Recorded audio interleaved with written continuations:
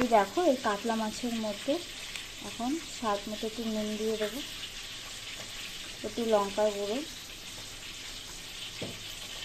সামান্য একটু হলুদ দেবো, সর্ষের তেল দেবো, দিয়ে অল্প সর্ষের তেল দেবো, দিয়ে ভালো করে মাছটাকে মাখিয়ে নেবো।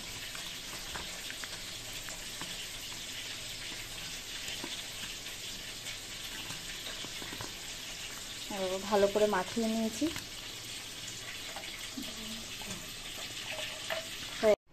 মাছটা মেখে রেখেছিলাম, আমি কড়াইতে সর্ষের তেলে দিয়ে দেবো।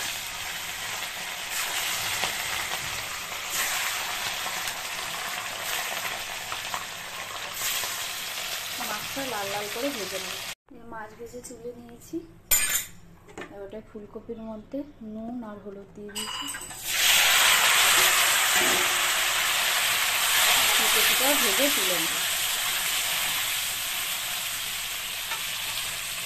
ফুলকপিটা ভেজে তুলে নিয়েছি। ওটা আলুটাকে নুন হলুদ মাখিয়ে নিচ্ছি।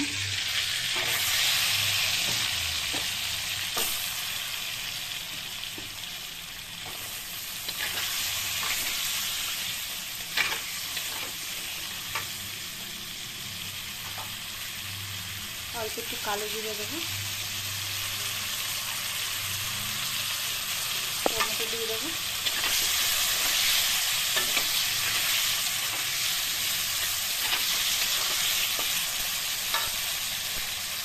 দুটো কাঁচা লঙ্কা দেবো,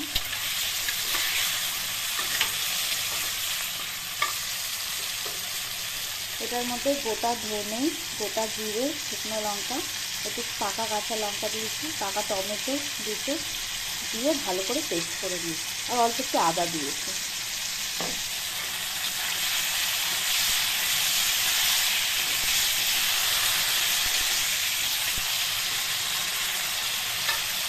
ভাজা ভাজা হয়ে গেছে, এবার পেস্টটা দিয়ে দেবো।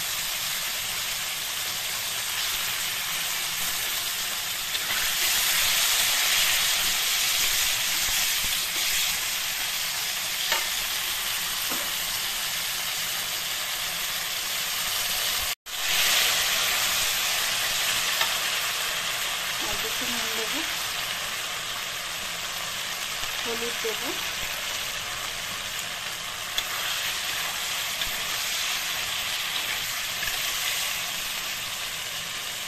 একটু গরম জল দিয়ে অল্প একটু দেবো, অল্প গরম জল দিয়ে ভালো করে কষিয়ে নেব।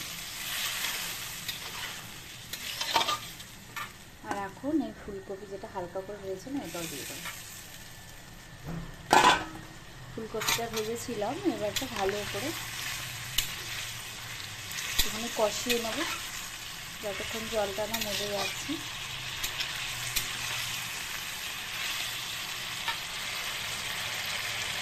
এই যে এখানে তোমার গরম জল বসিয়েছি মাছের ঝোলে দেবো বলে, আর এই যে ঢেকে দিয়েছিলাম, ঢাকনাটা খুলে নিলাম।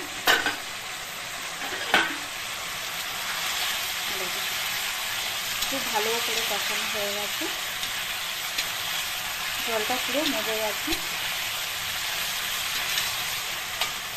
এটা কিন্তু পুরো একেবারে নিরামিষভাবেই করা হচ্ছে, মানে পেঁয়াজ রসুন দেওয়া নেই। এরপর এই যে গরম জলটা এখানে ঢেলে দেবো।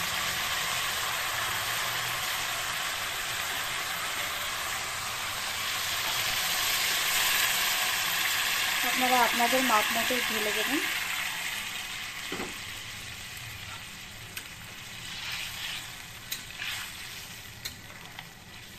খুব সুন্দর গন্ধ বেরিয়েছে। ফুলকপির একটা অন্যরকমই টেস্ট, আর ফুলকপির একটা অন্যরকম গন্ধ আছে। ভালো করে মশলাটা কষিয়ে নিয়েছিলাম, ঝোলটা ফুটে যাবে। ঢাকনাটা এখন খুলে দেবো।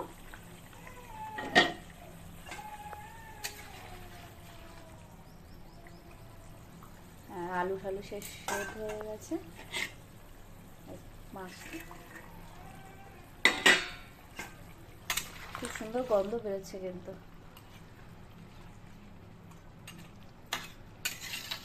দেখো কালারটা কত সুন্দর এসছে। অথচ শুধু নিরামিষভাবে করা হয়েছে, না পেঁয়াজ আছে না আদা আছে। অ্যাকচুয়ালি বাটা মশলার টেস্টটাই আলাদা। আর 5 মিনিট ফুটে যায়, তারপর নামিয়ে দেবো।